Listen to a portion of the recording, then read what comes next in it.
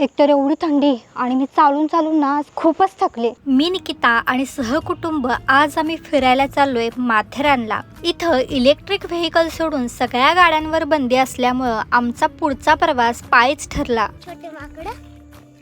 कुठले छोटे माकडं? आणि अशी बारक्याची बडबड ऐकत आम्ही पोहोचलो आमच्या इच्छित ठिकाणी, म्हणजेच अलेक्झांडर रिसॉर्टवर. हे अलेक्झांडर रिसॉर्ट ना 120 वर्ष जुनं आहे.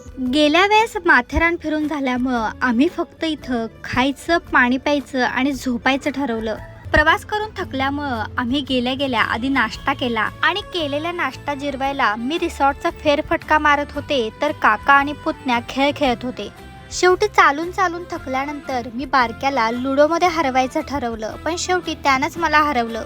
इथं मिडनाईट ट्रेकचा सुद्धा ऑप्शन होता, पण बारक्या आमच्यासोबत असल्यामुळं आम्ही मोठ्या स्क्रीनवर पिक्चर बघत डान्सचा आनंद घेतला. थंडगार वातावरणात गरमागरम जेवण आल्यामुळं आम्हाला आमच्या खाण्यापिण्याच्या ध्येयाची आठवण झाली. भरपेट जेवण करून झाल्यानंतर बारक्याला आजीबाईच्या टुणूक टुणूक भोपळ्याची गोष्ट सांगत आम्ही झोपी गेलो.